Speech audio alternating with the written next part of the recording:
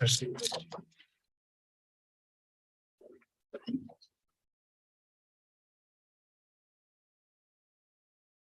Brian, can you hear me?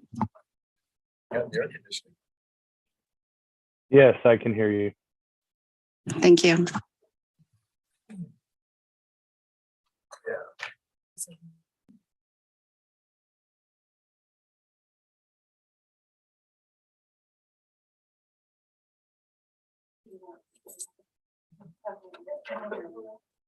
Yeah, that's my job.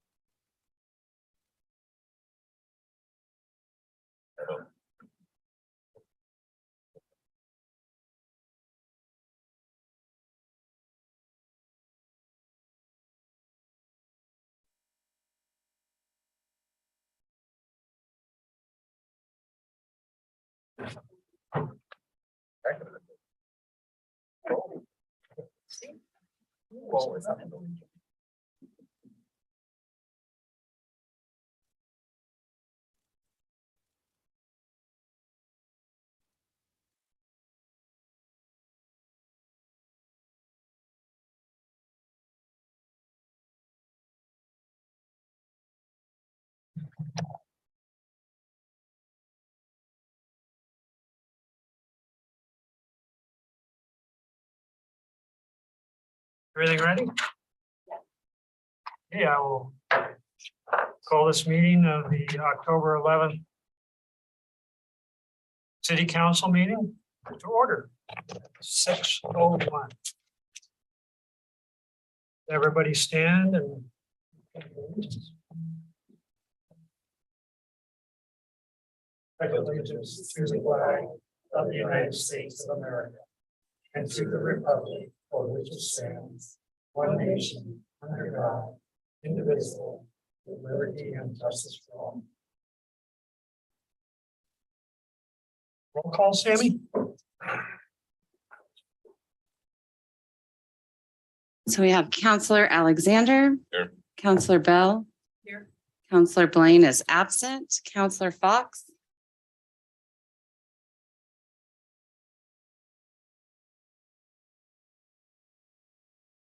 Here.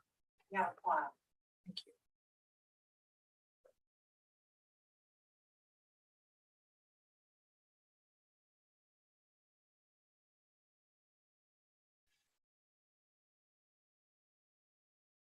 This is a tough one. Now, many of you know already, but went to my oncologist Monday. Actually, no, this morning, Thursday and this morning.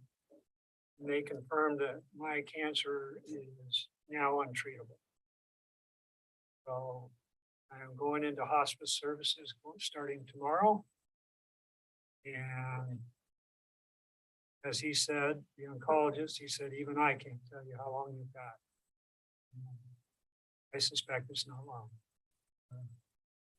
The rate of growth of my cancer on my pancreas, which is the pancreatic cancer I'm dealing with, was slowed down by the treatment. However, the cancer in my liver ballooned, skyrocketed and took off. So there's not much left of my liver as far as useful liver. And just seeking comfort measures and everything else to make the best that I've got out of what I've got. You all would be aware of that. Been doing this since 2013, I believe. I'll have almost 11 years, 9 years, I guess. And it's been a real joy. This has been a big part of my life and very rewarding to me. Working with people like this that get things done, and have respect and diligence for the work that needs to be done, but also honor and respect for all of us and our citizens. And I just can't think of any other group I would rather belong to and do it all again. I want to thank you for that work and that effort and that support that you've given us, me. And I'll be here as long as I can. I'm not saying how long that is, but I appreciate all your warm felt feelings and prayers. I feel them. And it's going to be a tough haul. I've spent the entire weekend with my family and we've had a lot of talk, and we're just going to move forward and make the best of what we've got. Again, thank you for your efforts and your warm thoughts and prayers to me and my family.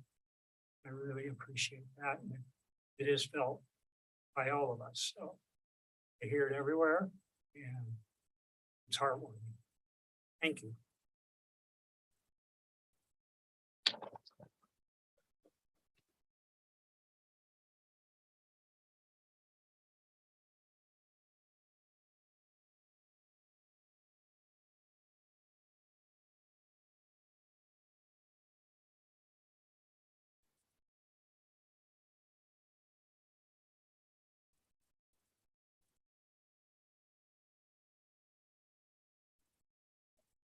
Thank you.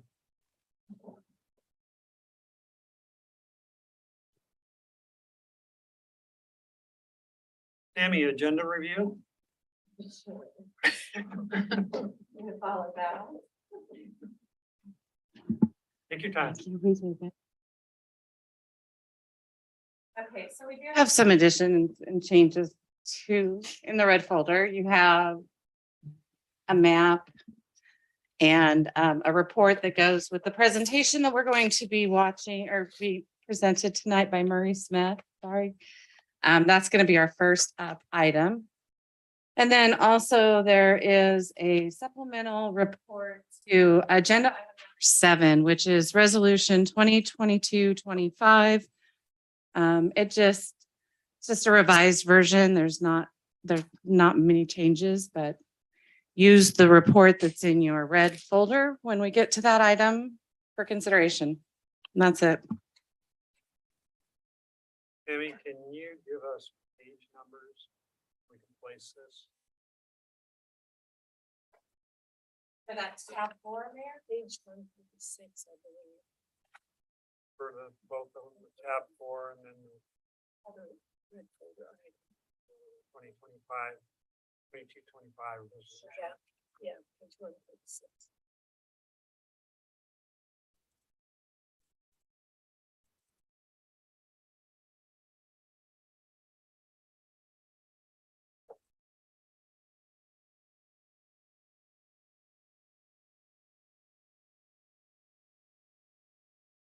Did you say page 136? Yeah. 136. The other two in your folder, Mayor, will be presented right now. So I'm going to file those away. Okay.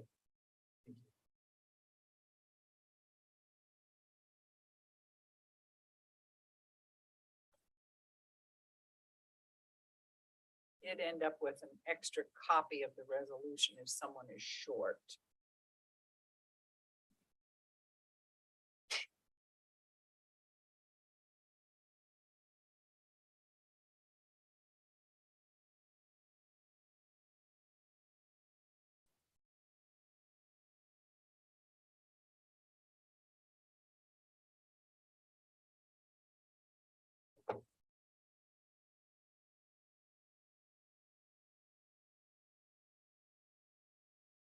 Okay, we're gonna move on to citizen testimony. Is there anybody signed up to testify, Sammy?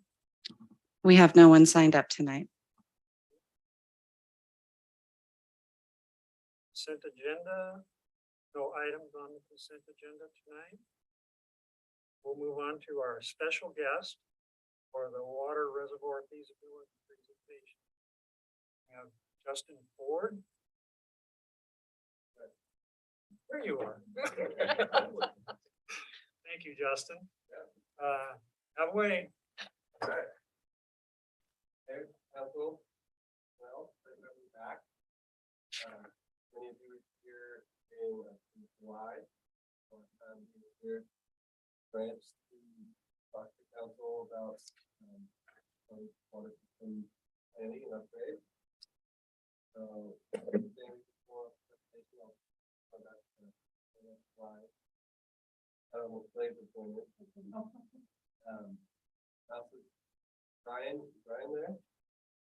Brian? Brian is joining us online and we need to mic you better because we're not hearing you.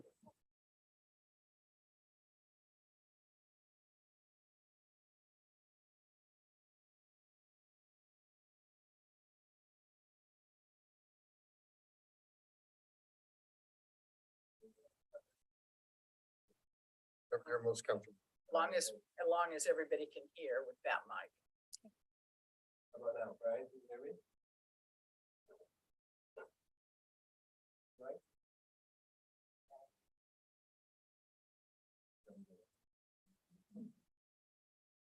Well, we'll get going. I just want to make sure that he's here to the integral partner in this effort. My house, previously. Sorry, I couldn't make it a couple. No. Yeah.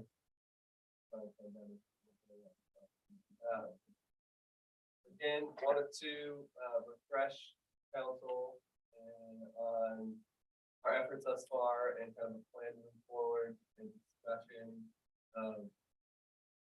The future of the watershed, this thing not working. It's not lit up. Hey, right. Sound like I was on the mic. Now it does. Okay. So yeah, put together a short presentation here to try to give you some of the highlights, and most people, if not everybody, should have a copy of it in front of them, and it's displayed. So we were retained by branch at council or special water teams, I guess, approval to perform multiple efforts under one kind of broad name of a feasibility study for a future reservoir for the city. And gonna give a overview of most of those efforts right now. And as you can see, there'll be just a quick discussion about the hydraulic modeling of the city's water system that has been performed, the seismic evaluation of the existing storage tanks the city currently operates. A quick discussion about a new possible elevated tank and some various facets of that. Presents some really high level brief costs for some of this proposed possible work, and then just wrap up with some an overview of the next steps and any questions that I might be able to answer at this time. So we can dive right in here. Hydraulic modeling. One of the three main facets that we were retained to perform was build the city a hydraulic model. And that is performed. And there's a handout in front of you. I think it's figure 2 on an 11/17 that is a map showing the existing water system. And in red and purple, I guess no, not orange, mostly red and purple, proposed upgrades to that water system.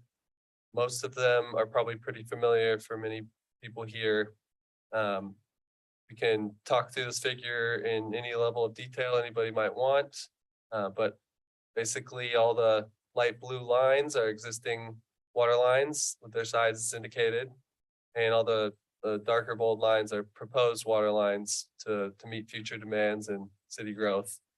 And you can see in the northwest, the well number 3 which is underway.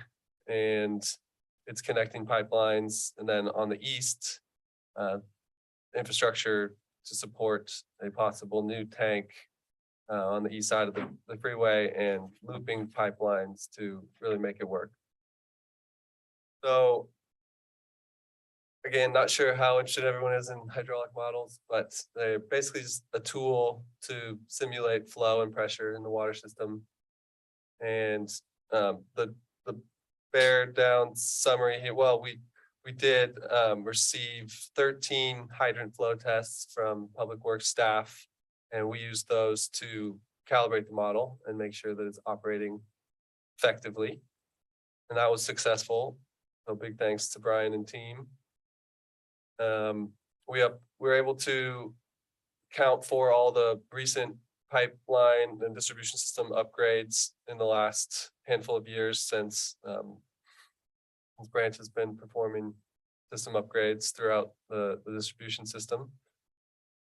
And basically the answer here is that a tank on the east side of town with the connecting 12-inch looping pipeline is definitely feasible to meet city's demands and serve domestic, average max day, peak hour, and fire flow demands with that configuration. So what we found is that any of the 3 sites that you can see there as possibilities that have been presented by, I think, Ann and Branch, mostly brainstorming the best possible places on that part of town to site a new elevated tank.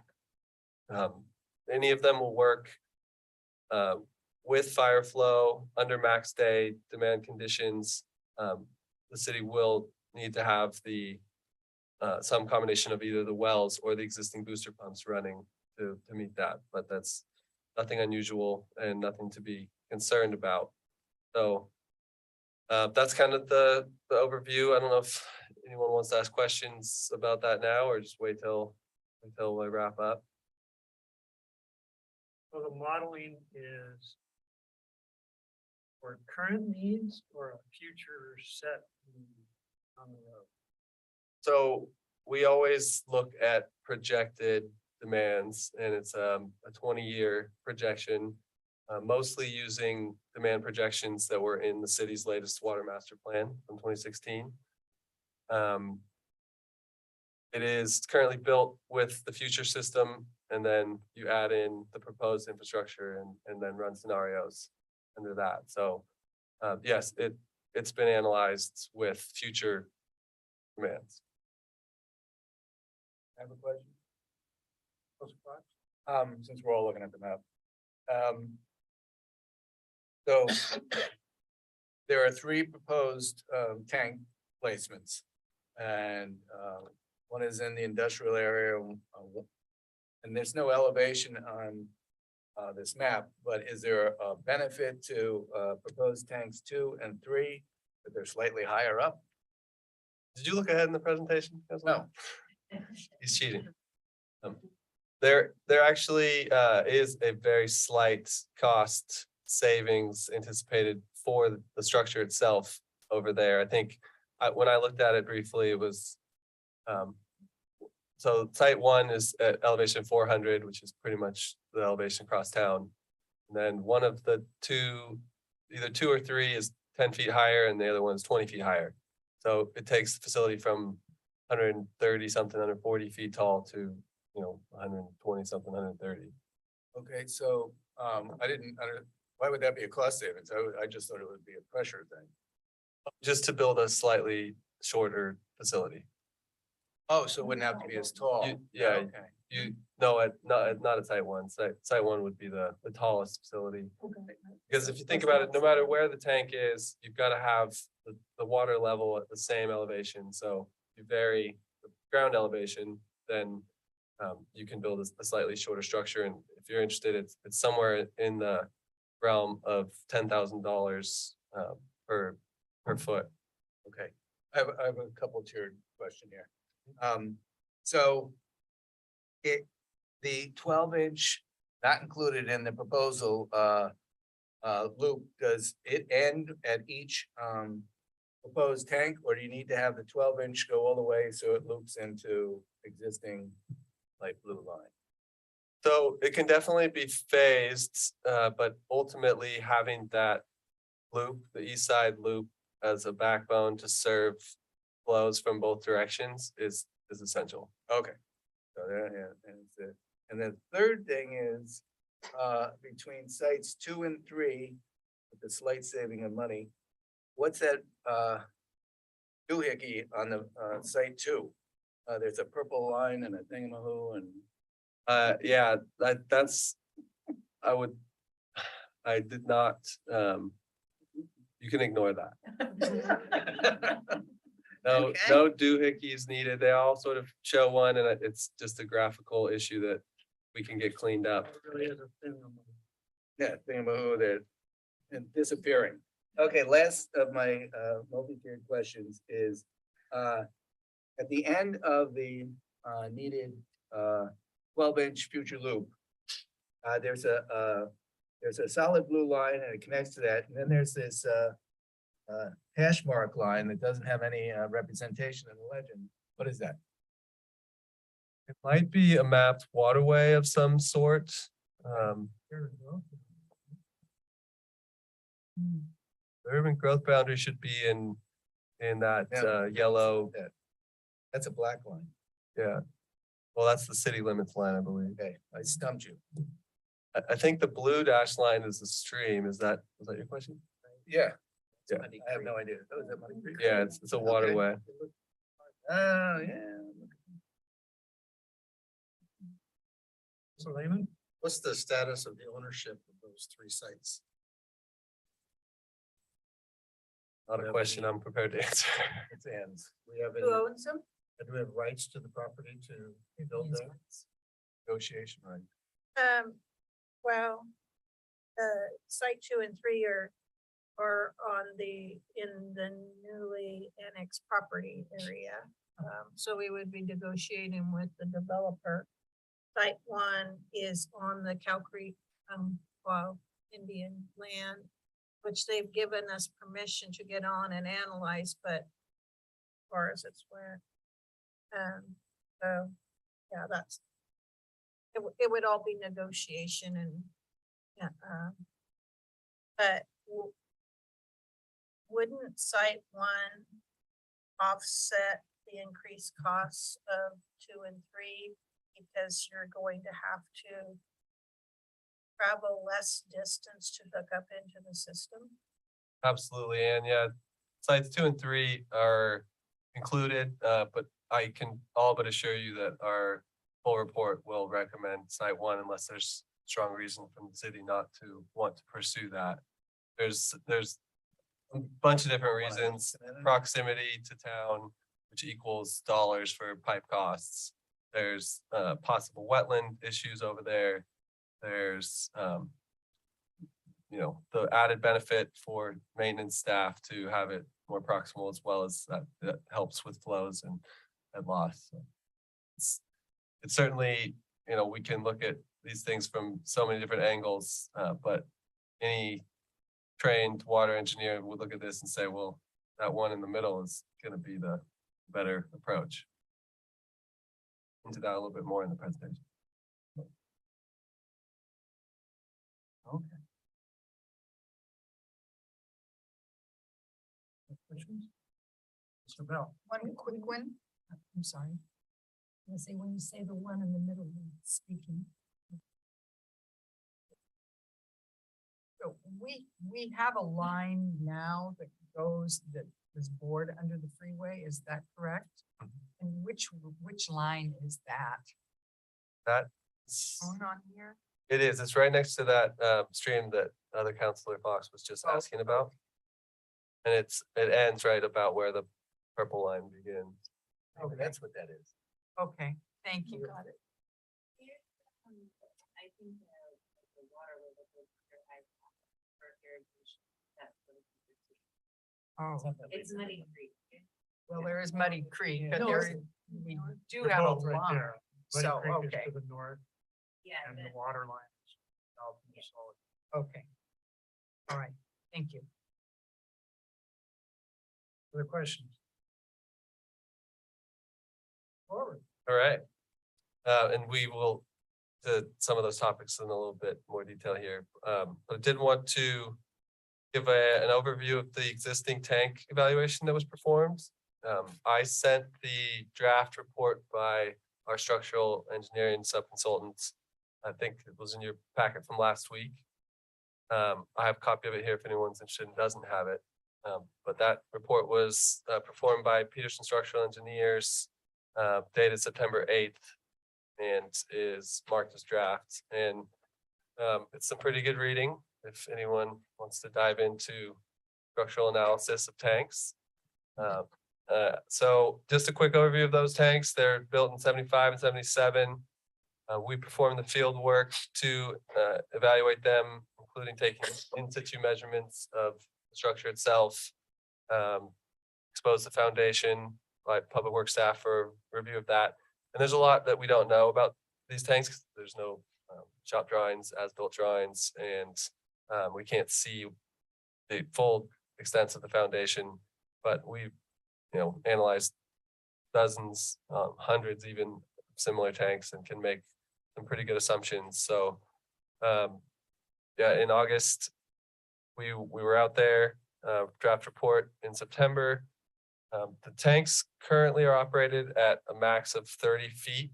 That's the distance from the floor to the top water level that Brian and staff operate at. But the tanks do actually go up a couple feet higher to a 32-foot overflow level, what we call it. So the findings, in my opinion, are good. The tanks identical. They are in good shape in terms of analyzed for current codes. They do experience issues from a structural analysis standpoint when full. We know they're not operated all the way full, which is helpful. And with a slight reduction, well, I'll just go ahead and Sammy, if you can skip forward a couple slides, please. Even the next one, probably. Oh, when the tanks are full, they experience a few issues. There's hydrostatic stresses on the shell, just from the pressure of the water inside. Hydrodynamic stresses from a modeled earthquake that want to do lots of harm to the facility. And then the lack of anchorage don't resist uplift. So operating the tanks full is based on current codes is not compliant. Yes. Mr. Lehman? In your report, you reference we need to go to the owner's manual and get some questions asked and answered about the specifications. That's something that your recommendation was for city council administration, our public works, to do some research on that, because you don't have that information. This was 1975, and we really, is it still your recommendation strongly that we need to do that? So I can't tell you how many times I've contacted tank manufacturers trying to get information from them like that, and it's usually a dead end. I think that the wording in the report is probably more telling you what we know and what we don't know.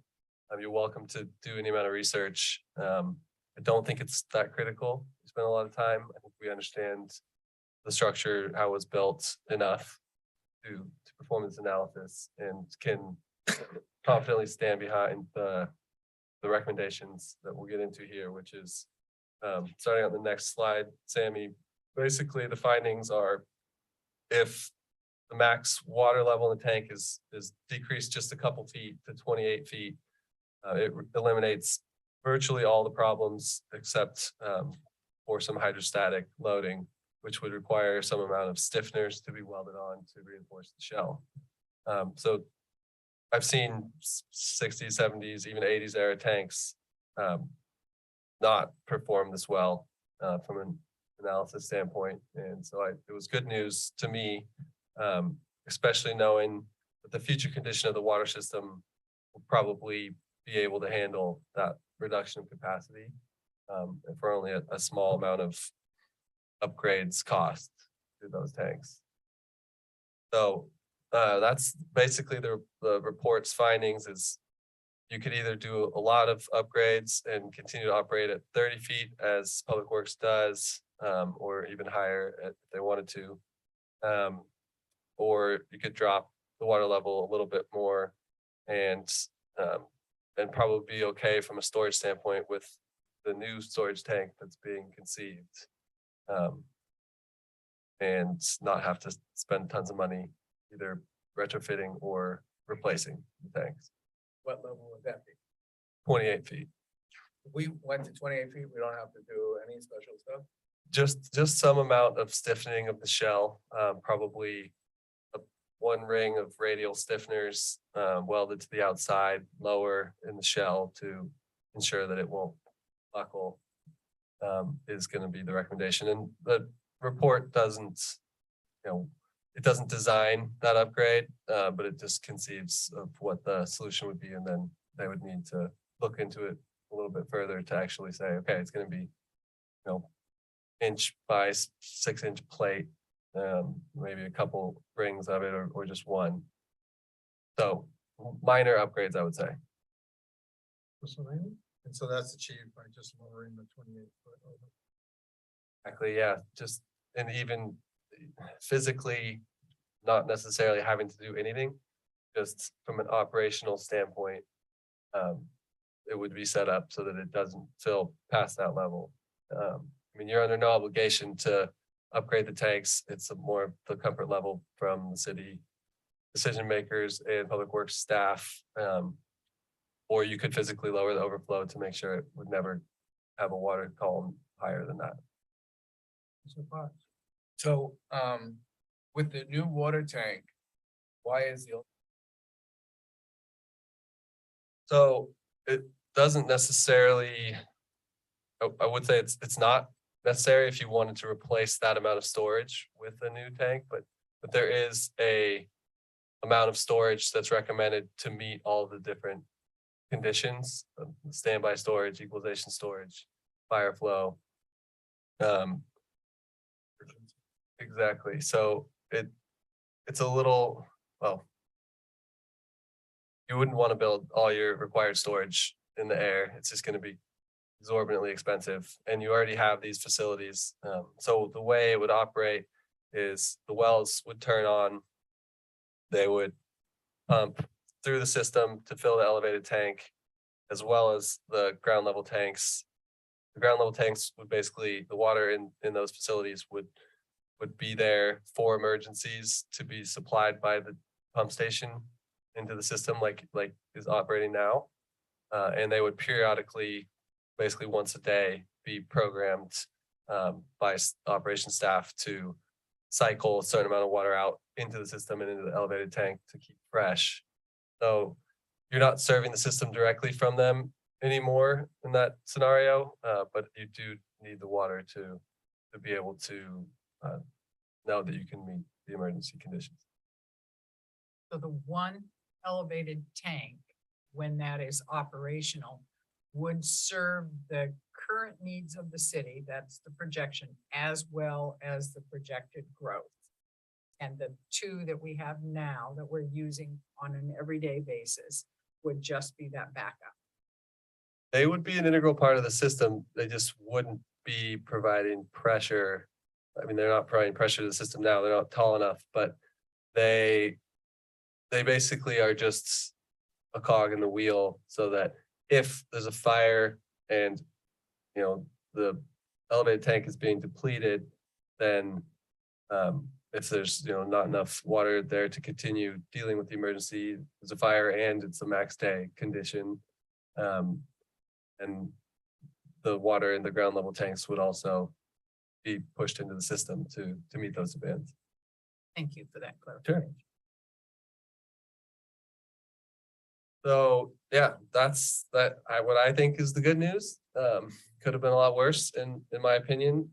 Certainly doesn't come without a price tag, but as I'll present later, replacing these tanks is gonna be a lot more costly than going with the minimal upgrades to become code compliant. With the combination of the operational change.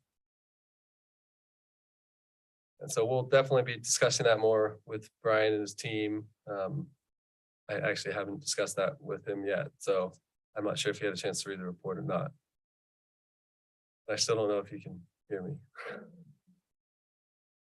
But yeah, so the same, we took another look at the total storage required for the city's long-term projected scenario, and even with the reduced level in those ground level tanks, we think that a 3/4 million gallon tank is still the right size and can accommodate all the needs. So that was one thing wanted to do, is make sure we weren't gonna try to make this elevated tank bigger, as it's already incredibly expensive and it will just get more expensive. So that's kind of the existing tank analysis. I don't know if anyone has any more questions on that front.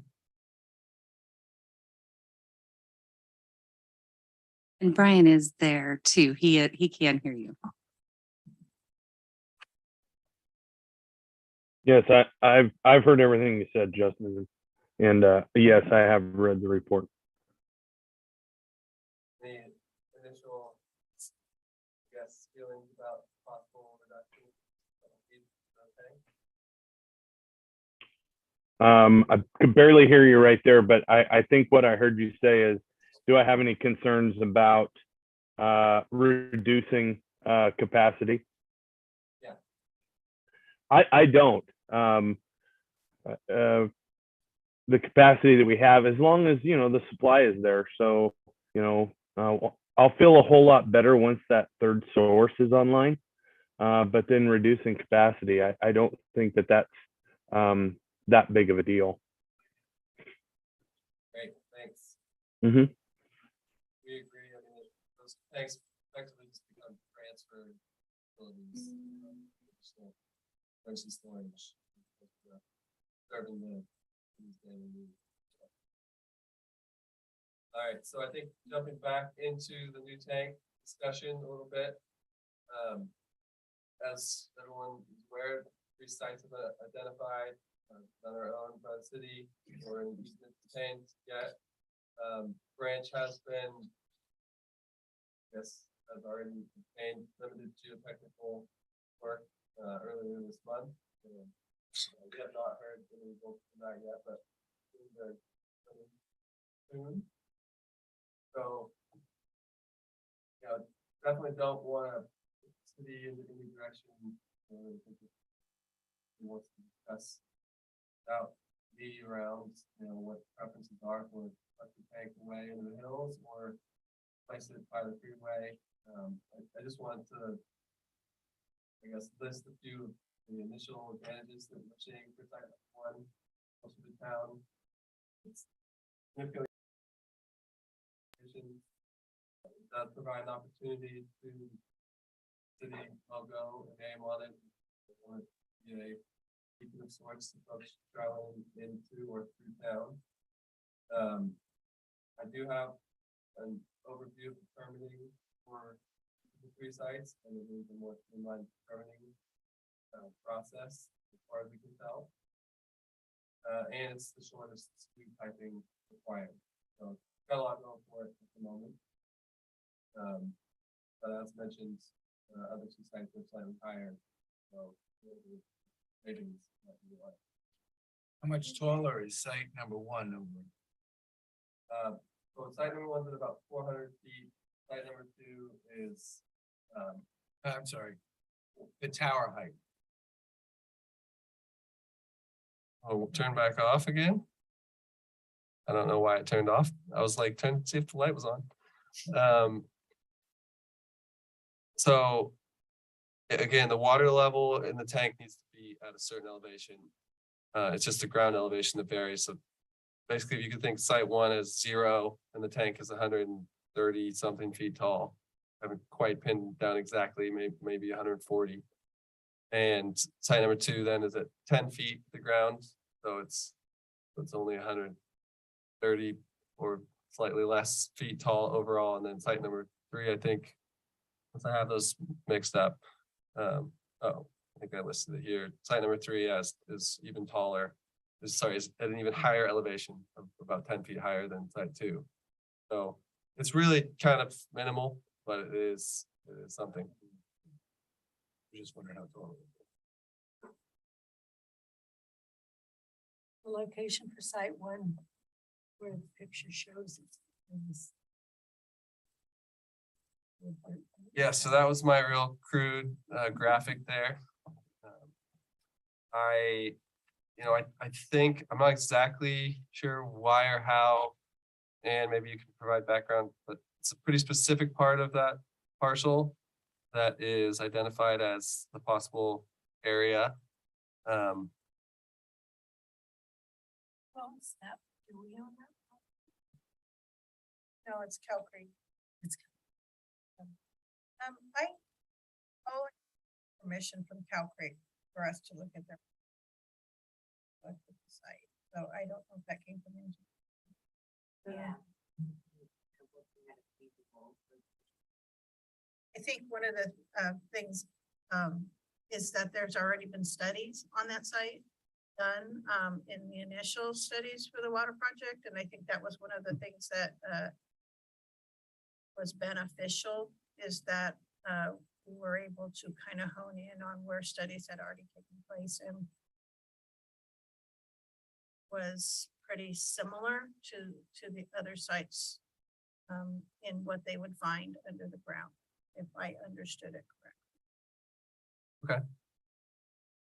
So I mean, from a tank construction standpoint, anywhere on that site is as good as any other location as far as I'm concerned. I just drove around it on my way here, and there's a lot of unused space on that site. And I don't know if anybody has future plans for it, but there would be seemingly plenty of space to site the facility and have room to construct it, which is oftentimes challenging. About it, you probably make do with, I hesitate to say, 100-foot square parcel for the future, or for the permanent facility. The bigger the better, but really need probably about 200-foot square to have room to lay down everything. And so the temporary construction type additional space would be warranted too. So things get built on really tight sites all the time. It's just more challenging, can cost a little bit more because of that. But as far as what I could tell, there's a ton of unused space there. So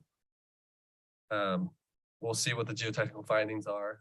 Anticipate that they're going to be pretty similar across all 3 of the sites. And there is a little bit of, well, I guess there's uncertainty. We don't have results. So when we do, we'll know a little bit more. But even when the ground isn't perfect, we can figure out ways to make it built for code. And it just can end up costing a little bit more to do some ground improvements. So yeah, sites 2 and 3 are totally undeveloped. So I guess it would just be the negotiation in terms of where the property owner would want to allow the city some space to build something. And yeah, so I just wanted to give a quick overview of the permitting for anyone who's interested. Sammy, if you could go to the next slide, please. Site 1 is the Highway Commercial District property, and 2 and 3, as Ann mentioned, newly annexed property that will be light industrial. So both of those districts have a height restriction, but there are exemptions and that would allow a taller facility to be built, maybe with, well, very explicitly I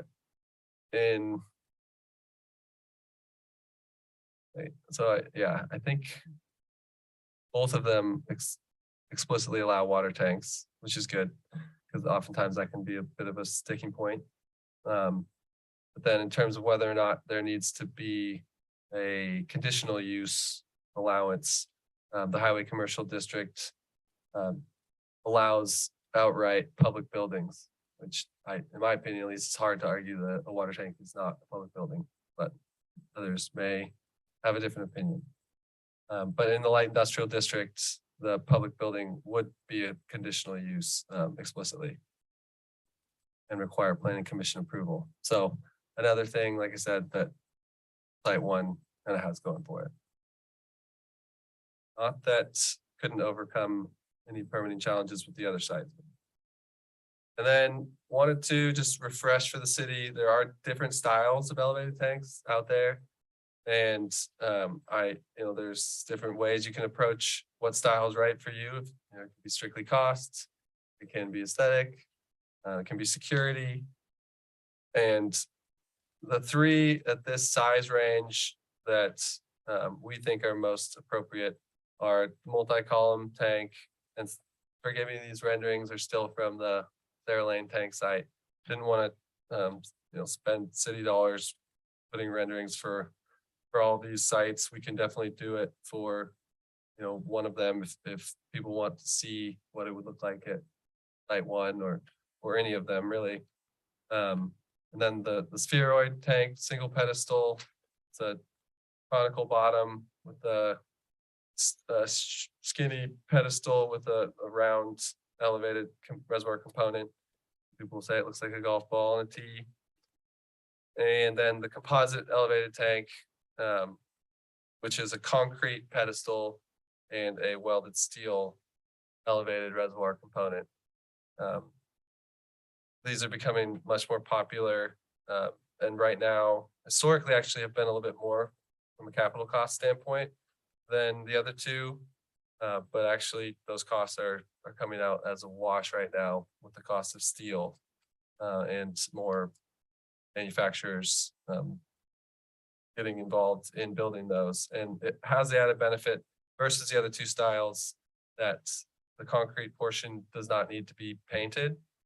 So throughout its life cycle, you build the concrete pedestal and you never really have to touch that again in terms of paying to protect from corrosion. Well, there's a aesthetic component. So that would be to the eye of the beholder. And then from a safety security standpoint, the multi-column tanks, they do have external ladders, no way to get up to the top except having a ladder on the outside. And because of that, they do get climbed by unwanted visitors more often than these other styles. Those other two styles have doors at the base that personnel enter through and actually can use the space at the bottom there to house equipment or whatever. And that's where the access is from the inside. So an unwanted visitor could break into the door and climb up to the base of the tank or even the roof, but it really doesn't happen. So, proper security. Mr. William, this may have been answered before, and I don't know, but is the option is not for a third tank on Sarah Lane because of the property we have there, or that the facility needs to be on the east side freeway? So from a hydraulic standpoint, it would serve the system in either case. I think we were directed that putting a up to 150 foot tall facility there was not desirable. So other sites were looked for and have been presented. To answer your first part of your question, it would be very challenging to build another tank at that site. It's not very much space available.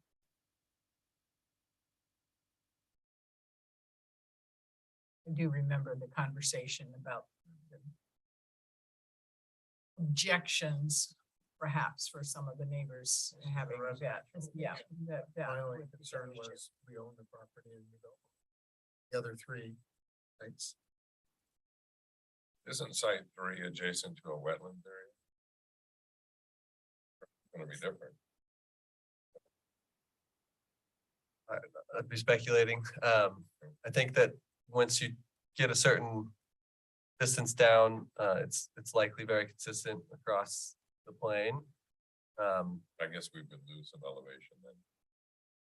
You'd still build at the finished ground at the site, but you would have to possibly over excavate some and get rid of some undesirable material, and you'd be inserting potential permitting challenges.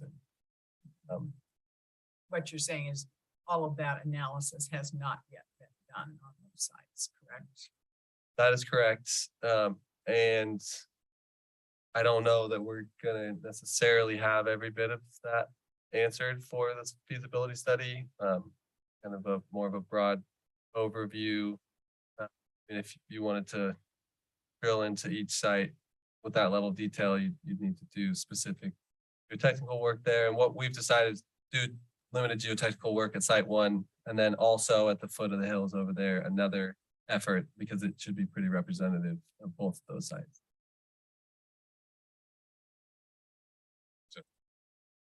It was a. The composite elevated tank, it's called composite because it's multiple different materials. So the base is cast in place concrete poured in 8 to 10 foot tall sections. Do one, go up to the next, move your forms up and keep casting. And then the elevated tank itself. So then at the top of that concrete pedestal, there's a concrete dome. And then the tank itself is welded steel, fully welded carbon steel that sits on that dome. And so that's why it's composite, multiple different materials. The other two would be fully welded steel. Same materials between the two, but a very different support system. One more question, sir. As far as seismic, so on, is there one that's stronger than the other? Oh, they can definitely all be built per our seismic codes, and it totally varies depending on the capacity of the facility. At 750,000 gallons, they're all viable. It does get a little bit more challenging for the composite tank if you don't have sufficient soils of a sufficient strength. So we're definitely interested to see what the results show, because that can inform a little bit about for styles can be made, but ultimately they can all be built. It just might be a little bit more robust of a foundation system for that style. The multi-column tank itself can be built on the weakest soils, because each one of those columns has its own footing, and it's not a continuous footing that has to support the whole structure from overturning. And I'm not a structural engineer, but they typically can be built on soils that might be somewhere in the 4,000 pounds per square foot bearing range versus you want 5,000 or more for the.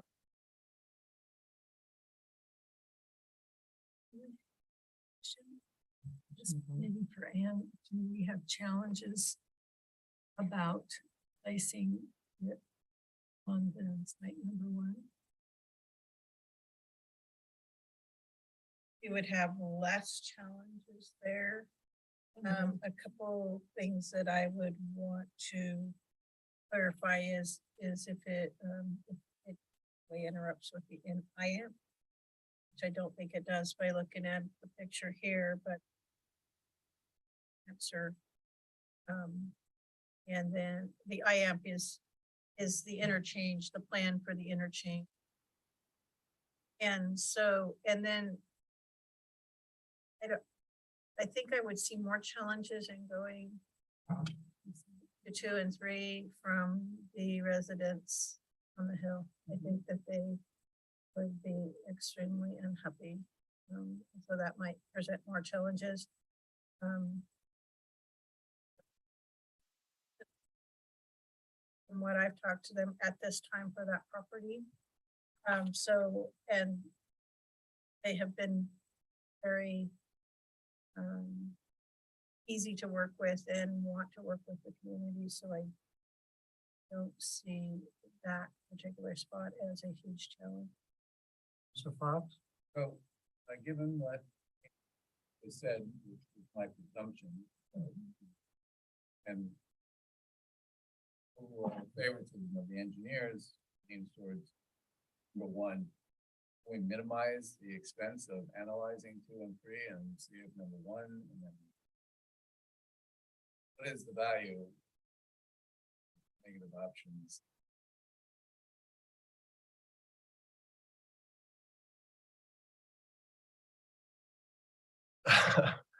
I guess I'll just say that these were the sites that were given to us to present in the study, and there may be good monetary reasons why site number 1 makes the most sense. Maybe there's non-monetary factors why the other ones make sense. We're not spending a ton more money just by including a recap of the 2 other sites in our report that we're already writing. There was discussion about the geotechnical work and whether or not what would be done, and pretty low cost to do a 1-day limited geotechnical investigation over on that, in that general area that will help inform either more reasons why it should be avoided. But it's not, we were scoped by the city through branch to perform the task of doing the feasibility study, and it, 1 site, I guess, would be cheaper than 3 sites, but it's not linearly. We do siting studies all the time, so it's pretty common for us to compare and contrast and pretty efficiently. So Alexander? 200 by 200 feet. Said is the most comfortable. Even more would be more Why comfortable. does it need so much room? I don't know. Well, the facility itself is going to be somewhere in the 80 or 70 to 80 foot diameter footprint, and then you really just if you only have that footprint to bring material in, stage it, move it around while it gets erected into place, they have to handle it multiple times.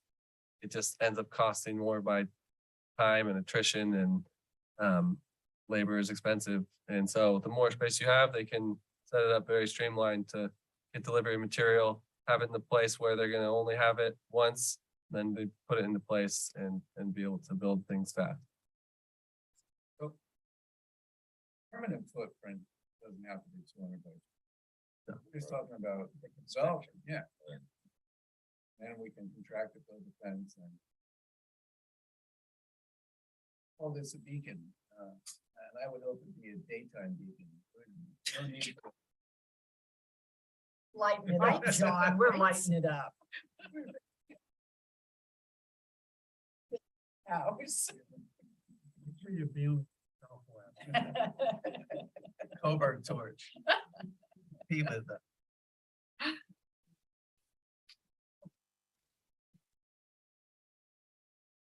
Span of all 3.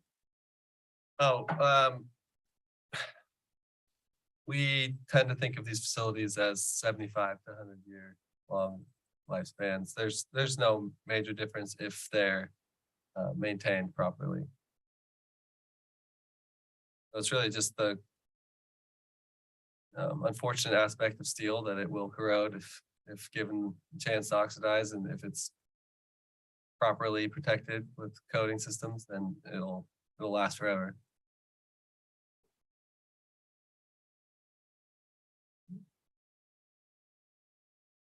So that's kind of the overview for the feasibility study thus far. We're working on the reporting and should have a draft of it soon for the city to review. Costs. Wanted to present some, as I know it's something that's top of mind for the city. Sammy, if you could go forward a couple more. And one more, yeah. So what I guess I'd call the initial project, if it is conceived to build the elevated tank. It's a little challenging to know exactly what would need to be in that, depending on timing. Some of the 12-inch east side loop pipe might be constructed by developers, we're led to believe. So not knowing what that is and just wanting to kind of focus on our task at hand. The new tank is somewhere in the $4.5 million range. And that is an aggregate of lots of different quotes and budget numbers I've gotten from all the various manufacturers of these facilities, range everywhere from 4 to 6 million. But I think that 4.5 is a number that I'm comfortable with at this time. The costs have skyrocketed recently. It's crazy, just like everything else, gone up 35-40% in the last 6 months. Yeah, it's insane. And knowing that you can't just pay someone to build a tank, you have to, security, piping, stormwater facilities, all of it, access roads, landscaping, whatever might be required, about another $1.5 million for our initial estimates, for somewhere in the $6 million range, and up from, if you throw in what we call contingency with uncertain of what might be in the design, like big lighting structures. Floodlighting. So a couple of caveats in there you can read. Again, threw in a number for your digestion of $600,000, basically to get the water system connected to site one. And there's a certain amount of that water line that can be put on the developer, but then there's some that probably can't. And that's the 2,300 feet and 1,350 that I have labeled on that. Basically, you go from North Coburg Industrial Way across the freeway and down to Van Dyne. Or I think I actually did it from the other direction because that would be the easiest way, since there's already a bore across the freeway on the south. So that's a round number, or a couple of round large numbers. Don't mean to give anybody sticker shock, but do want to try to give you realistic numbers.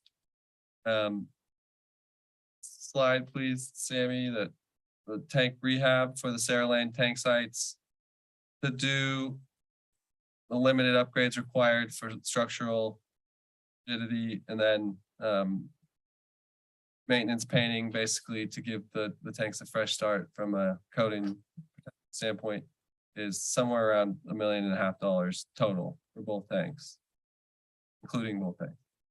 It can be less. You don't have to do maintenance painting. We do recommend it when you're going to do something invasive like welds to the exterior of a tank. You're going to burn off the interior coating. You're going to damage exterior coating.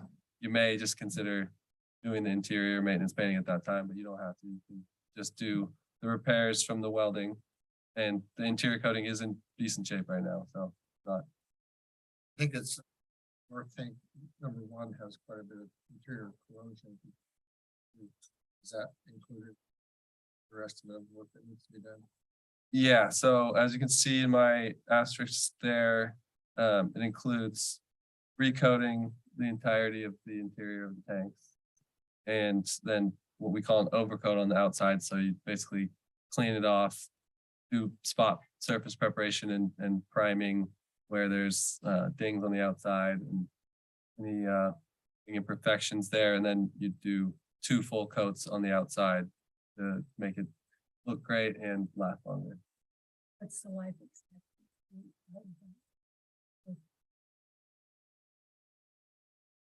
Of those tanks? That is a great question. But one that has a definite answer. Again, a properly maintained facility that is designed robustly enough to withstand large seismic events as well as other loading experiences, should last forever. They were built in the 70s, so they're already 50 years old. So I certainly don't want to tell you they're going to be 100 more years. That would probably be misleading of me, but it's possible. I think when you do an interior coating job, that's commonly a 30 to 40-year cycle for protection of that asset from a corrosion standpoint from the inside out. And yeah, I mean, I don't think that you're gonna have to worry about tearing the tanks down anytime. These are original in the interior. No, coatings been done. I don't have that information. Brian, I do you know? believe they've been up. Yeah, typically they would have been, built then. 20 to 30 years usually, and longer now with the better systems that we have. I do believe they were coated. I just don't know when that date was. I recall the mid-90s. I was gonna say 98. I believe that's when it was calculated. Yeah, if you consider interior coatings, they certainly can fail prematurely. It all depends on the workmanship. And these do look generally okay.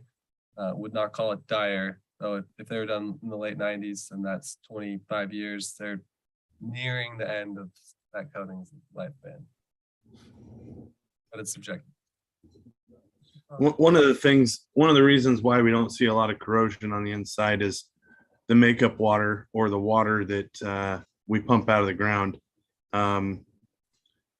is pretty clean. There's not a lot of minerals in there that would cause corrosion or oxidation.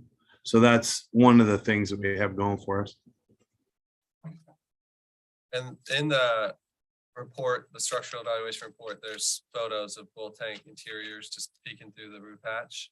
They were full at the time of the evaluation, but you can kind of see, as Counselor mentioned, one of them's got a little bit more rust streaking. And we can do a targeted approach. You can just address that, or you can blast it all down to steel and start fresh. That's something that we'll work with Brian to make those right decisions. So we have this conceptual $10 million project with contingency buffers. And then we have this 2,650 foot 12-inch piping that we have no clue that we have a guesstimate, or I was not tasked at providing that information. Branch is going to be following up with that. I don't know if Julie's prepared to talk about that right now. Keep in mind that there was funding in the current project for a line to the reservoir. And so there is some funding that we would be subtracting off of this that's already covered. It's just that nowhere near this.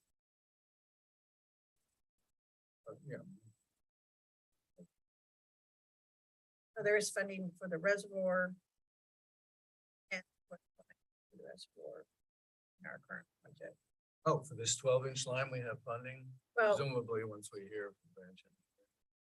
for the initial project that was to be on the hill, there was funding for that reservoir as well as the line to get to it. However, obviously prices have went up quite a bit, and Branch is working on an updated cost analysis for our current project. But there is some funding that would cover some of the costs. We just don't know what the answer is yet. And I understand $10 million is a lot, and I certainly hope it doesn't cost that much. I just would hate to see the city get funding that was short. So I'm trying to be realistic and conservative with these numbers, and it might be that you're not able to secure that, and we'll figure out ways to make it work with what you are able to secure. But yeah, so that was, I guess, a preview to the last slide. Sam, if you could jump forward a couple. I've been doing a terrible job doing, oh wait, maybe one or two before that. Yeah, so that's the 10 million. And again, I think that would provide a pretty healthy buffer also possibly include some of those piping improvements that have not been costed yet. So I know that you guys are right up against needing to, submit applications for additional funding with Business Oregon and other sources I'm sure you're considering. So wanted to, do our part to help at least provide some sort of amount there. And not all this needs to get done at once, or probably can get done at once. So we can figure out the right phasing. I mean, obviously, as Brian mentioned, the well is critical for additional source capacity. The storage is probably less critical. You're operating a large system on a closed loop pumping system. We talked about some of those concerns, but you're not the only ones doing it. And the security of elevated storage and having it gravity fed once you've got water in the tank, you definitely have to pay for that. And I think you eventually will need the additional capacity, but it hasn't proved to be now. So projects in terms of building a new tank, I'm not going to tell you it's got to be online by end of next year or you're going to be in trouble. So I mean, I think it's a discussion about when and what and what kind of debt the city can undertake. They want to go that direction. They all are similar, and they'll take in the ballpark of a year. We typically, it's hard to weld in driving rain, but they can do pretty much everything else all year round. So if set up correctly and have mobilization, with the start of a good construction season, you can typically finish the erection by, by later in that year, the fall is time, I guess, if you were starting in April, May, and then you have a little bit of challenge of when to have windows to do the coating of the steel, because weather turns. Not every October is as nice as this one. So a lot of times we'll continue the construction season through to the next spring, so that they for sure have an opportunity to paint in good weather. And a lot of it gets done in the shop. So you get the base layers done in the shop in controlled environment, and then they weld it all together and they have to field coat those welded seams. And then the inside's not a concern because that's a controlled environment, it's just doing the exterior coating. But yeah, you can think of it as a year. Any quicker than that will be a good streamlined project.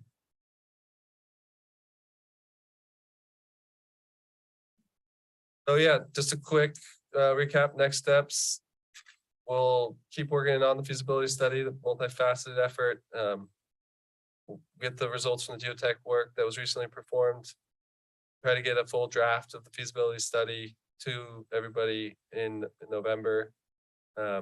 Hydraulic model again is built, but it's a tool that lives continuously and serves as needed. And then, if it is desired to move forward with the project, we can, together with Branch, figure out how to scope that and just get going as early as next year. But again, there's no drop dead need to do that. It just depends on when you want to get going. And that was all I had.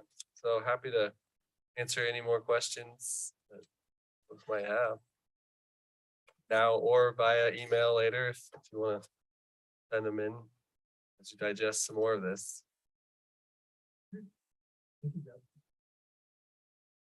All right, no more questions? Thanks for taking all of our questions as you Oh, try I- to get through. Always rather prefer that. Conversation more than a dictation. And anything you want to throw at me? Nope. If I think of something, I'll call you. Okay, sounds good. Yeah, it's plan on putting a meeting out there soon to discuss some of this stuff too. Yeah. So I just want to make sure that the council, when you guys start thinking about these things, absolutely, we could get away with not constructing the elevated reservoir. You can run off of the wells and lowering the two reservoirs. Anytime you do that, what ends up happening is you're relying on pumps to supply the system. So getting away from mechanically operating the system to going to a gravity, the elevated reservoir, it's definitely a little bit more robust that way and cheaper in the long run. There's more wear and tear on equipment the more you run it, especially if we're lowering capacity in the current reservoirs. We're going to be running the wells a little bit longer, more often. So power costs are going to go up. These are just things that I want you to think about as well. Yeah, and yes, I'll just add that eventually, as the city grows, more storage capacity will be, required. Air quotes there. It's not, I don't know when, it's hard to forecast that, but the long-term growth projections, even if the existing tanks, the full 1 million gallons was retained, it's not enough based on the analysis. So, like Brian said, could build a ground level tank somewhere else and continue to operate what we call the closed loop system. Most municipalities go towards elevated storage for its reliability. It does cost significantly more, but everything costs significantly more right now too. So even ground level tanks are crazy expensive. Any other questions? I have a question for Ann. You said we have funding, how much funding do we have? Pool project was a $6.5 million project with the city paying 1 million and we borrowed 5.5. So, and that was for the reservoir on the hill, the new well, and replacing water line throughout the city. We know that it's a more significant into that. So that's the work that we're having engineers do to see how we are doing with that. But 5.5 million was the initial loan. Now, there is a caveat in our loan that says that we can only raise water fees a certain amount. And if we don't, then we get a break on our loan. If we do, then we don't. So that's something that we.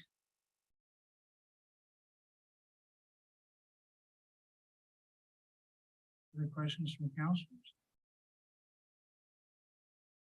Okay, we're gonna move on to resolution 2022-23.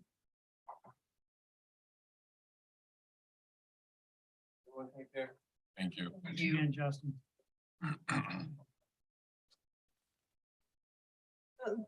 There's two resolutions here that they are partners. They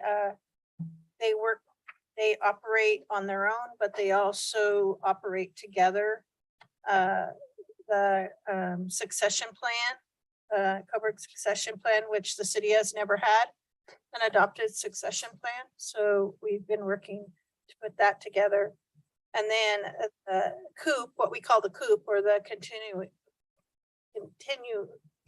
plan, or the operations plan, that was put together several years ago. It was never completed or adopted by the council. So we did quite a bit of work on both of these. These are essentially living documents, and in that we always need to be looking at them to see if there's changes necessary. So annually or semi-annually, or when as needed, they need to be make sure that we're updating them as changes take place in the city. But both of them give the city the ability to operate when the unexpected happens, whether that is the loss of a staff member or a earthquake that leaves City Hall because they can't get to work. So it works hand in hand with our emergency operations plan. So that is through FEMA, that is how we operate in an emergency incident. And these plans help us to, so the emergency operations plan is a set plan that it's the incident response that is a national response. These two plans are what the city does. This is internal to the city. How are we going to move move into an incident response? Or even if it's not an incident, how are we going to respond to changes at the city? So two separate plans, and I don't know how much you've had a chance to review them. I can go over them, or I can answer questions that you might have.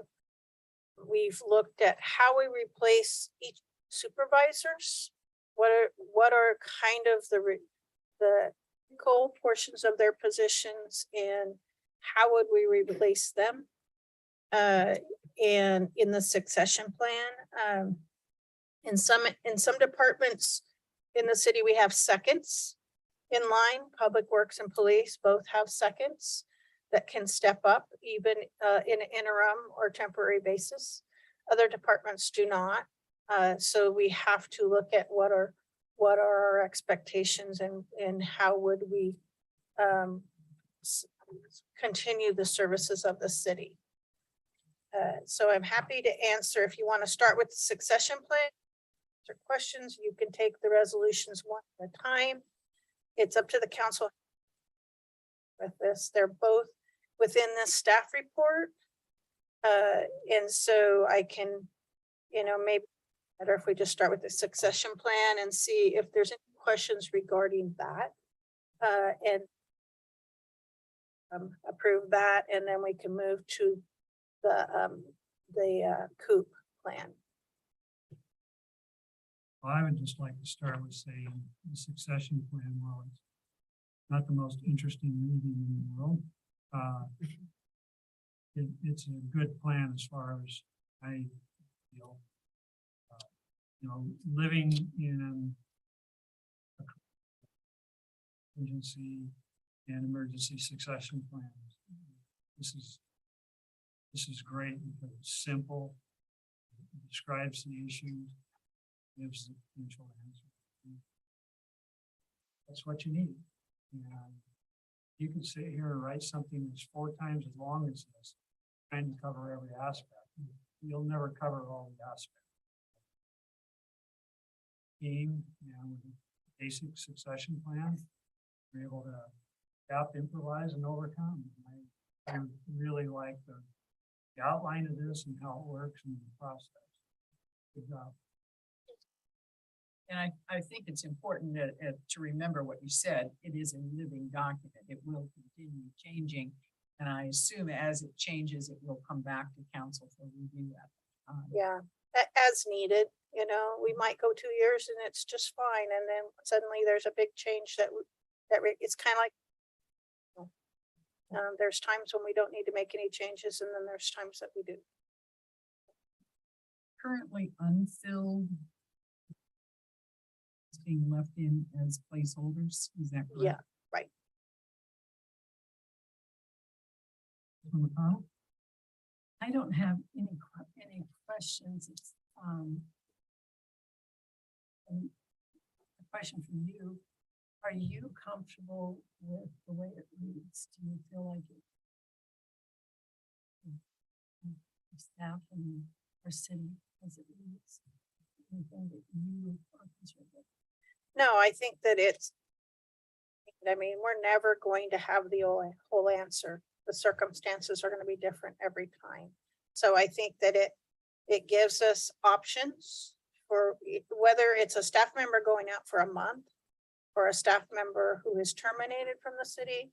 And we're going to be in a rehiring process, or a staff member who we're in the middle of an emergency and that person has been harmed in that emergency. And so someone's gonna have to replace them, or they can't get here and someone has to replace them. So I think it looks at those things and it gives steps that the city can take to work through that. So I'm very comfortable with this plan.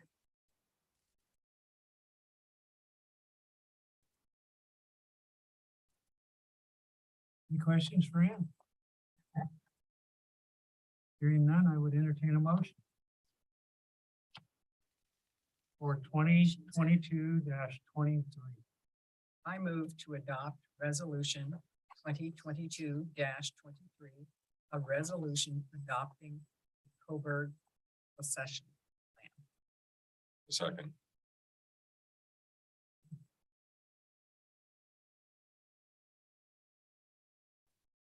There's a motion by Counselor Bell and a second by Counselor Alexander to adopt resolution 2022-23.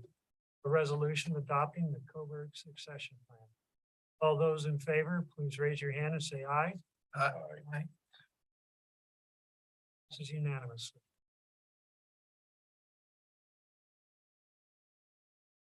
Resolution 2022-24. Resolution of Coburg continuity of operation. Ann?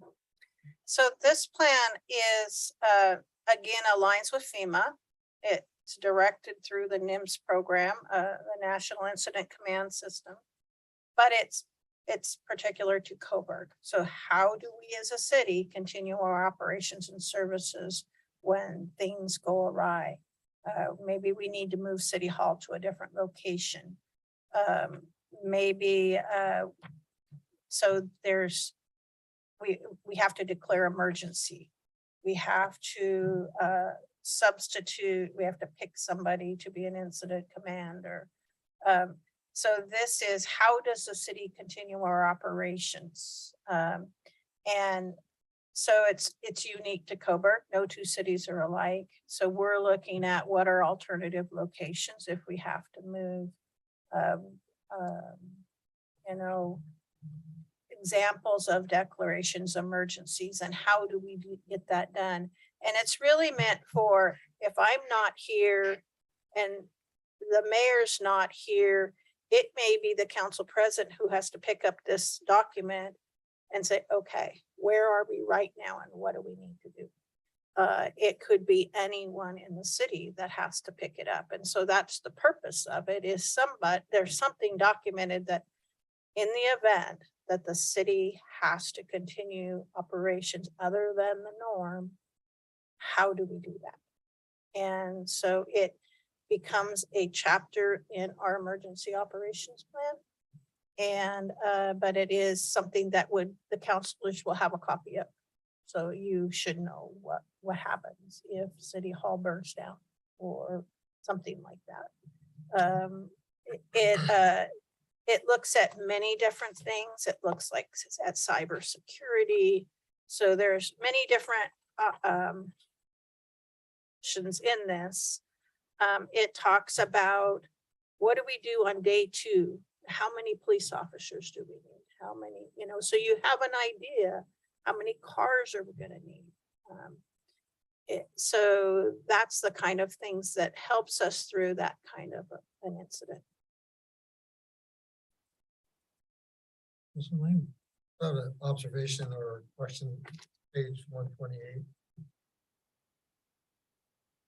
It's an ordinance that was passed by city council in 2006. And Brian, still on the line?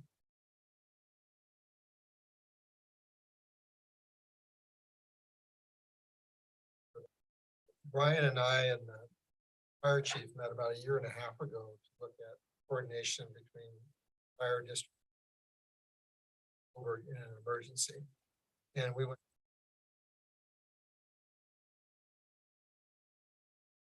Some of that language is helpful if we ever updated this ordinance. For example, under that ordinance, when an emergency is being declared, the council has to be, active for this, and it came up.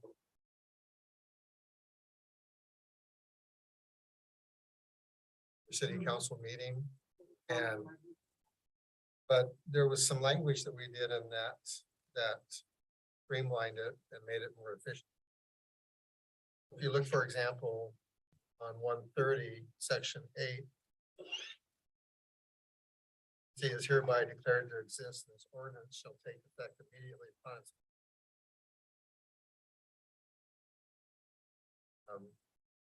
And you might not have to do that. Yeah. And I think the way we worked it with that.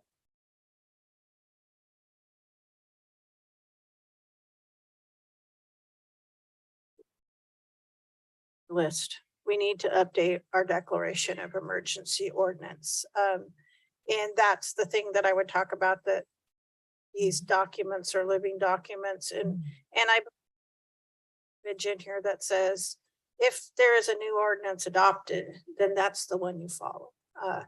But we would want to get that new ordinance in here. At this time, this is the ordinance we have. And so we of the staff to update the emergency. If you remember, during COVID, there was emergencies declared and the council ratified.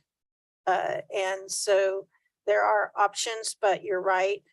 We need to update the emergency ordinance.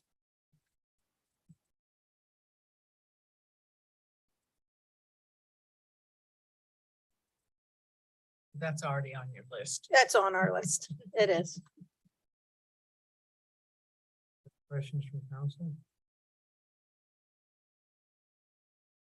Again, I will say that the work on this is long and arduous, I know. Going through a couple of emergencies that of course we weren't expected to have with COVID. And we were very fortunate to have emergency response coordinator who came in and picked up all the ashes for us and put us back together again. Well, and I think, you know, the focus that the city has put on training for the National Incident Management System and FEMA's requirement for knowing that incident command system, it really paid off for us with COVID. Because there's so many things where you're keeping track of paperwork and time cards and what work did they do and is it refundable? And we had a heck of a lot of work to do, but we had enough training to just hang on and get through that, and got some refunding that was pretty simple for us because we had done basic incident reporting through them and went through an incident management. So once again, it's always dynamic and we need to recognize that. But I think we're in a good state and we just recognize what needs we have and keep moving. I think this fills that.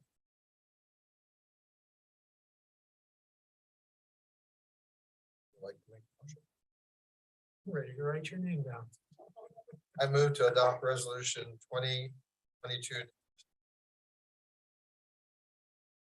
operations plan. A second.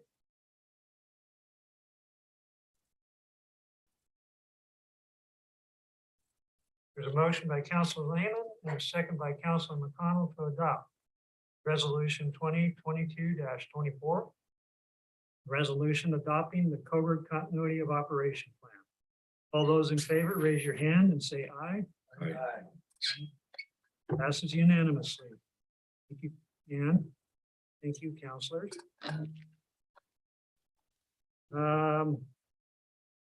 Resolution 2022-25, a resolution to initiate amendments to the covert comprehensive plan map and to the official zoning map. I'll remind you that there was a revised staff report in that folder. Megan, Thank you. Good evening, Mayor. Good evening, Council. Before you is a resolution to initiate the process to amend both the zoning map and the comprehensive plan map.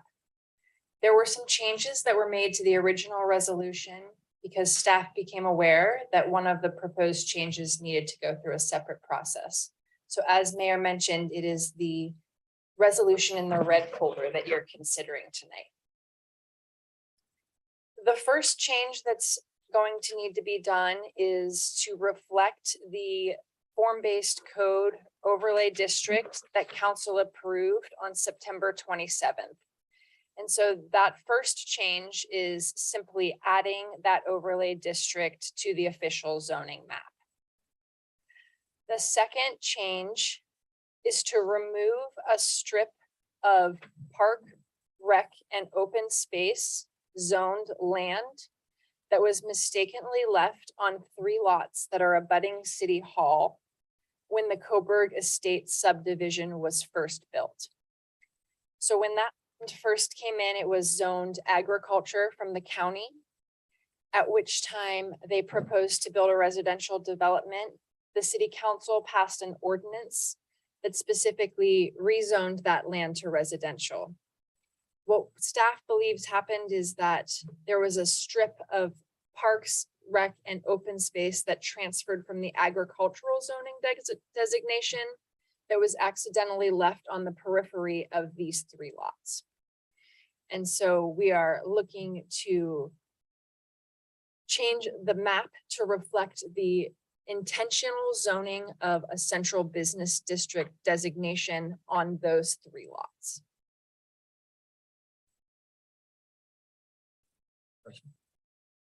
What's the width of the strip? Don't know the width of the strip. I want to say it's like 25 feet. I was gonna guess 50, so I'm I was really, thinking it was even to the easement. easement, the power is different. Yeah, so maybe that is 50, you're right.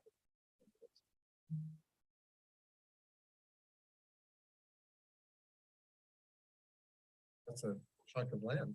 Well, and there is actually a city ordinance that the council passed that basically what it said is we have no interest in park and recreation being in this place, that it doesn't serve the greatest needs of the city at this time. And therefore we will remove it and allow for the residential zoning to go in.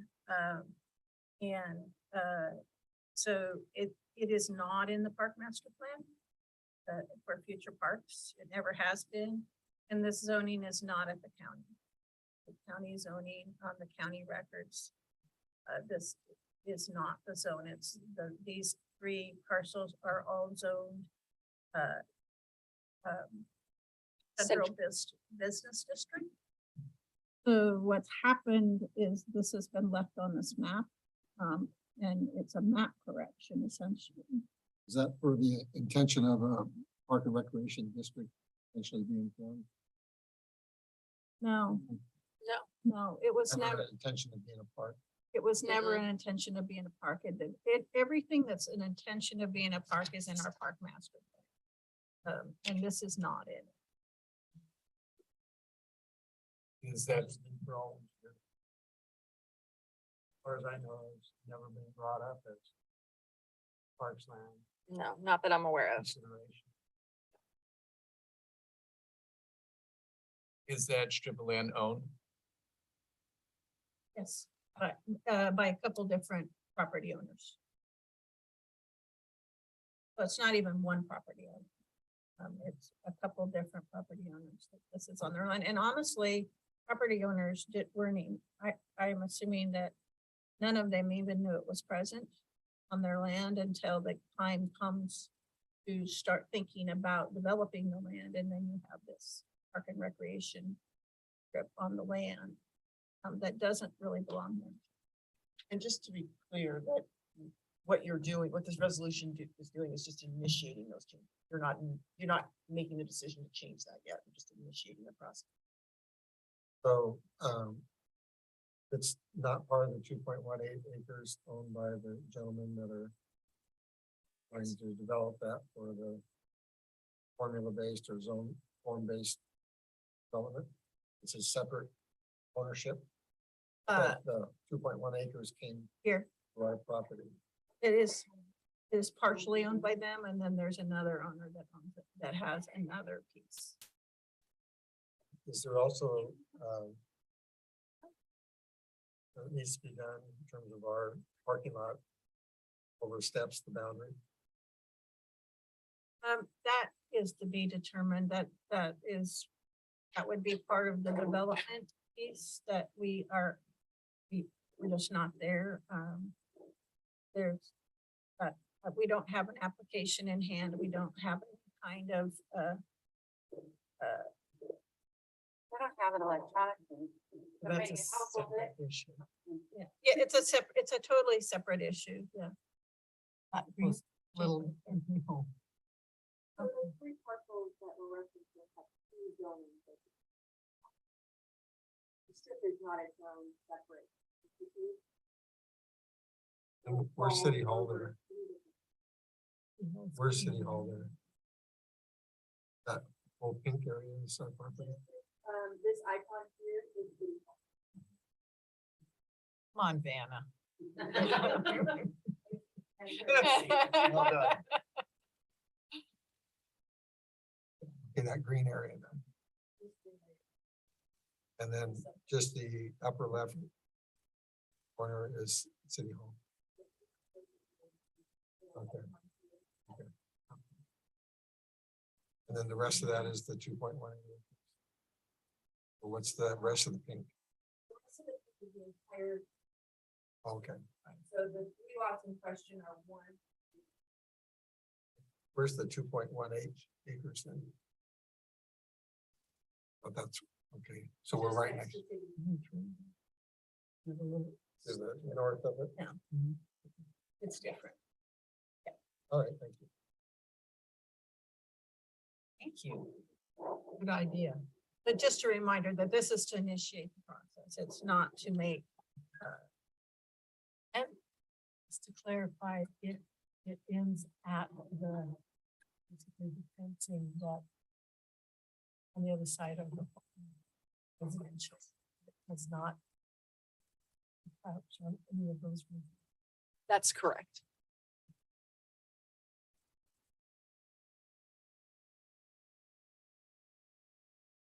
Questions for Megan? Well, when we initiate amendments, what's that process? To adopt this resolution. That is what's the process for adoption then? Then it has to go, so it's a zoning map amendment and it's also a comp plan map amendment. And whenever you change the comprehensive plan, whether it's the map or the text or whatever, that's kind of the most involved process. So it's gonna go back to the planning commission and then come to you. They're gonna make a recommendation and then it's gonna. We initiate this, so the planning commission can Yeah. make the recommendation. Questions? And I'll entertain a motion. I move to adopt resolution 2022-25, a resolution to of the Cobra Comprehensive Plan Map and the official zoning map. Second.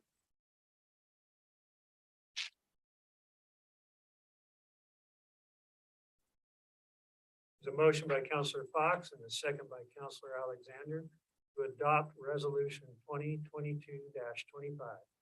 A resolution to initiate amendments to the Coburg Comprehensive Plan map and to the official zoning plan map. All those in favor, please raise your hand and say aye. Aye. Passes unanimously. Megan. Thank you.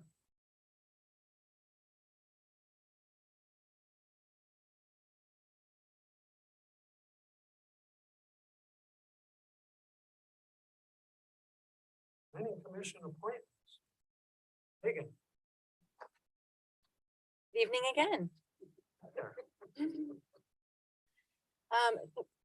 Before you now is a planning commission appointment for Mr. Jim Bell. There's currently one vacancy on the planning commission.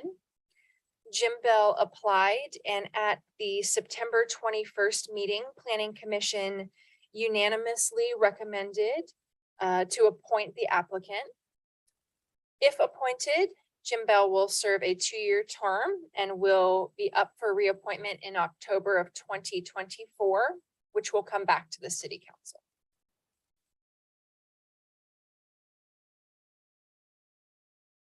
Look at all these qualifications. Overeducated. Yes.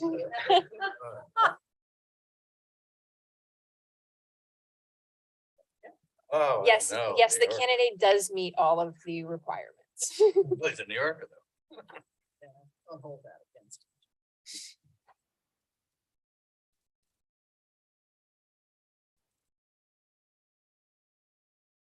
questions for Megan?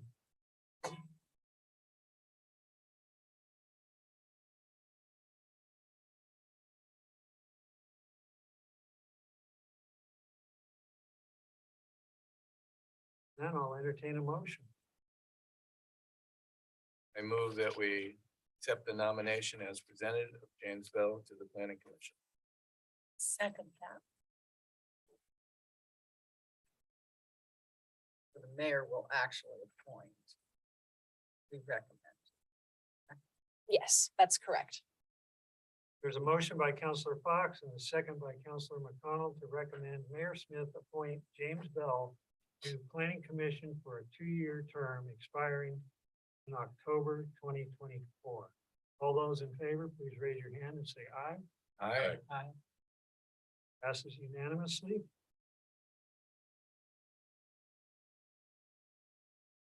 As the mayor of Coburg, it is my official and duty and pleasure to appoint James Bell to serve as our planning commissioner for the term expiring October 2024. Congratulations. Thank you. Thank you. Okay, we got the annual appointment of planning commissioner, Megan. Thank you very much. Good evening again, council and mayor. This is the last from me this evening. And it is reappointments for planning commissioners Jonathan Derby, Seth Clark, and Alan Wells. All 3 of those positions were up for reappointment, and all 3 commissioners agreed to serve an additional term, which, just like Jim Bell, will be a 2-year term that will come for reappointment again to city council in October of 2024.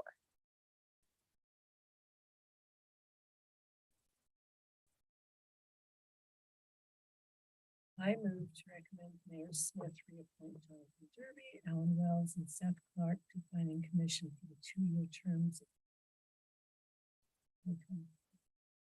Second that.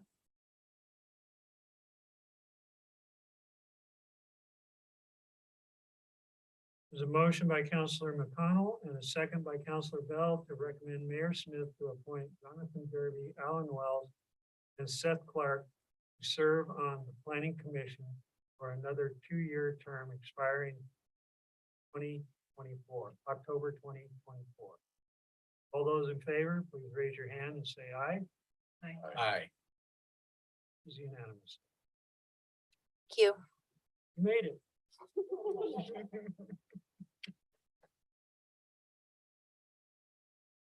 As the mayor of Coburg, I officially and with great pleasure appoint Jonathan Derby, Alan Wells, and Seth Clark to serve as a planning commissioner to the 2-year terms expiring October 2024. Congratulations, commissioners.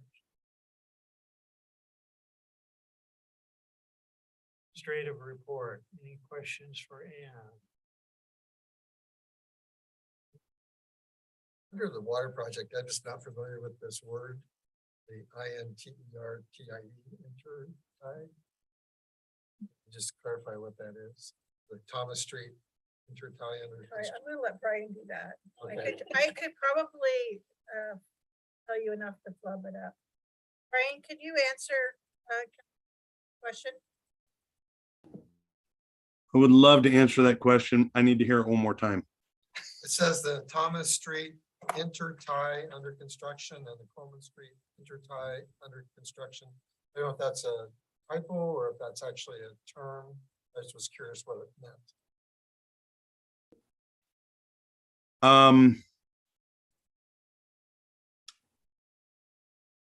That intertie is where the new water line connects to the old water line.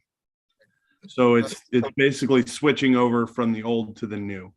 Okay. And then on page 148, just to complete this sentence under department staffing, at this time we are cross financial task, which is proven to be Successful. okay. Good eye.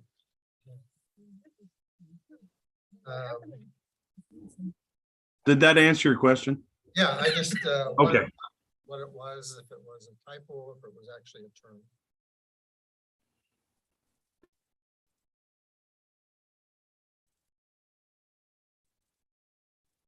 Just, do we have any update on the noise barriers that we talked?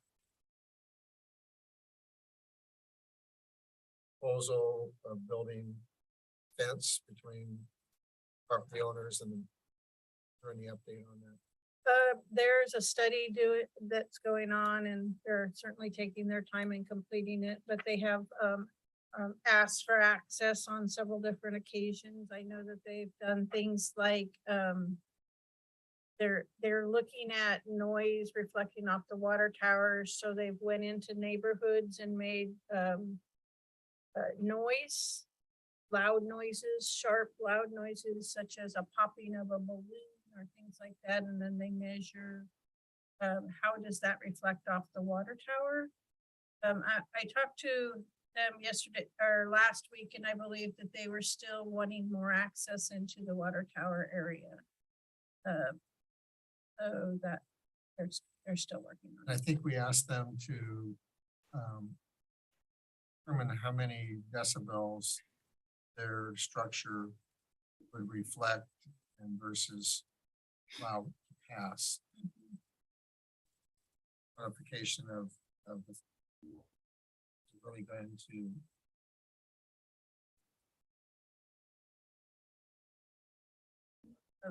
As far as I'm concerned, they're still working. I do know the contractor was just left the water towers about 5 minutes ago. He was out there doing tests this evening. what I have is for our police chief, how did the traffic grant enforcement pedestrian crosswalk safety thing? A lot of breaks.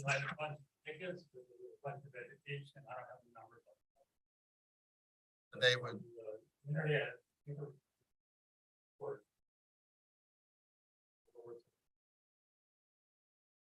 what exactly were they doing? Were they actually stopping people and?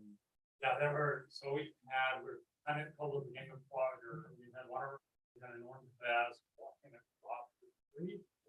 Times we would do traffic stops and people would deal with that.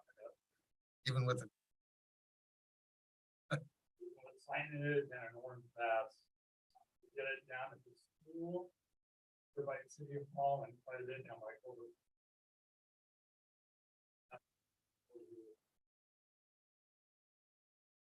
Notably, I can tell you that crossing there by the school, people were slamming on their brake. I never walk out in front of anybody if I don't know their staff stopping. They're slamming on their brakes and stopping. And there was no police presence there, so I think the word got out. That's the intent. I was happy. Question. There's still a sign down at the light saying that there's going to be. I don't know if there's going to be another one of these or if it's just left there accidentally. Okay.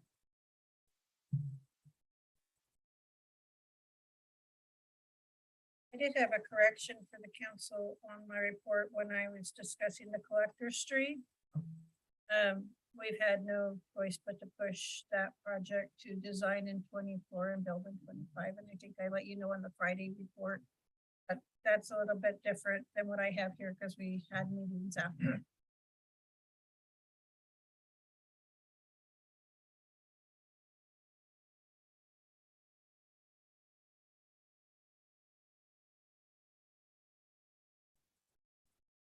These are concerns for the administration.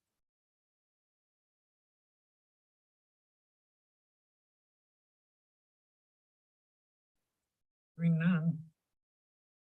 Some comments. Got a note here that so about 6 o'clock meetings. Let's do it 6 o'clock, and as far as I'm concerned personally, I like it. There's nothing in the charter that says we have to start at 6. At 7, or at 8, or any other time. It just says we have to meet the first Tuesday, second Tuesday of the month. We're not bound by anything in the charter or the governance. And if we are, we can change that. Is it the rules of governance? It is the rules of government. And it says, except for special circumstances determined by the mayor, the meeting shall be held at 7 p.m. We shall end. And that's the- So I think it's good. I've Noted done that we're going to change I've that. done that for 2 months now. I think I can manage a couple more. I like it. And then we can change it permanently like that? Yeah, when next time we update the rules of government. Okay. We do our, Yeah, much better. retreat. All right, so 6 o'clock, we'll go for that. I have, oh, Watch the staff jump up and down. But actually, we're not retaining staff here at City Hall. Working more hours, because they are working up till 7 o'clock and filling the time. We don't know. It's a, that is a. Rising resources by 6 o'clock. I will be happy that it doesn't go into my bedtime. my We wife should go in texted there. me, you still, Councilor Fox, you had some other stuff? esoteric question, I guess, best answered by Ann Davies, and that wouldn't have come up if it wasn't for Council Lehman pointing out the emergency content. If Counselor leaves a meeting or doesn't show up to a meeting and is essentially not there, and a vote takes place. Right? No, that's not it. But on that item that you was not there, but gone, and it was counted as an abstention. Okay, thank you. Modernized. Yeah, we put up. I just have one other comment, and that is having going forward. We talked about reported salary.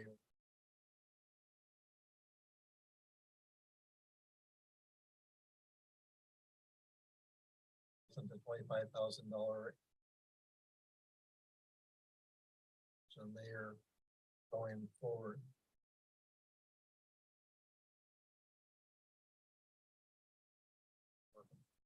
Mayor. I think 20,000 is a lot of money. I worked a lot. 20-hour weeks were nothing. Might be something we look at in the retreat. Determine where to go. from there. Some research on other cities and stuff. It wasn't up that high, but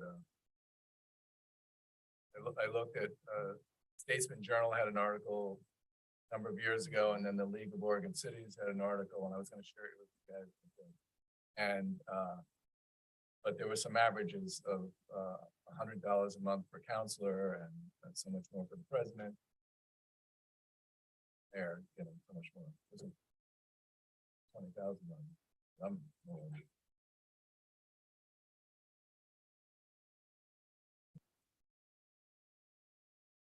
It's just like trying to do a survey, salary survey of our employees. We're in a big market. And all these consultants want to compare us to small market. But quite frankly, any one of our employees can go over to Wayne County, Springfield, EPUD, job paying more money. So we're in that market, regardless of what consultants say. And to go back to the mayor position, being in that market. First 2 weeks, I do about 20 hours a week. And that's if I attend them all. And did, but it's quite an undertaking. And we're at a point right now where that more out of this working government does with the I-5 bridge, so many regional projects that are in our hands and we can't afford to do anything. Our answer to doing something is attending these meetings and being a big part of them, in that squeaky wheel that gets the grease. So I think it's something you guys really need to look at in the future. Is some compensation, but also just looking at expectations Yes. of our counselors and mayor and president. And keep in mind that the mayor and president are also in the charter can be pretty heavily involved in HR stuff. And that's not funny. So it's a job. Make it 50,000. Yeah, love doing the job, but there's not a whole lot of people that are crazy like me. Obvious by our blank ballots. So Yeah. I was gonna say, you're making this one hard to fill. it is rewarding because you do these things, not just here. You interact with county commissioners and mayors and other representatives of elected board. And it's to have that interaction. It's a good discussion. At that retreat, we'll have to look at budgetary constraints too. Yes, unfortunately. Yep. Yeah, we'll have to factor that in as council. Counselor comments. Well, Counselor Bell. I have one thing. In recognition of your service to this body and to the community as a whole, I would like to make a motion, and I believe that will be supported by council, that we rename this council chamber the Ray Smith Council. Second that. We all second We all second that. unanimously seconded. Well, thank you. It's hard to be humble when everybody says great things about you all the time. And it is truly something that I've worked hard to put my life into and make this community a better place. And that's respected. I honor that and I appreciate it. Accept it for the way it's given. I will keep going as long as I can, and you guys will be one of the first ones to know when I can't. It's been great working with you guys. One of my comments was when you're working with staff or a regional agency, it's what do you do? What are you going to do when you're councilman? And it's like I'm supposed to control it. I said I don't make the decisions. The council makes the decisions. And you guys make the decision, so I don't worry about it. We put a lot of time and conversation into this. And we talk a lot, but I think it makes for good decisions and I think it makes it easier in the long run. Because we give everybody their fair share of input. And we think we do it right. We've been doing it right for years and I hope. Little room here, I've spent a lot of time in here. Getting that post up and finishing it, building the desk, Tammy's sitting at. Modifying, Yeah, saving. it. modifying the desks, here, save your knees. Well, this too. And where my quality is, you can see this is the first thing I built. And that desk, and then that post, and then we modified these desks here. So I'm proud to accept. Let's take an official vote on that. We have a motion and a second. Let's see, I have a motion by Counselor Bell and second by By Counselor everyone Allen. else. Yeah. By everyone else to name the City Hall Council Chamber for Ray Smith. Council Chamber. All those in favor, raise your hand and say aye. Aye. Aye. Apparently unanimous. Thank you. Thank you. Thank you. Thank you for being a great. Sammy said you're a tough act. My wife says that.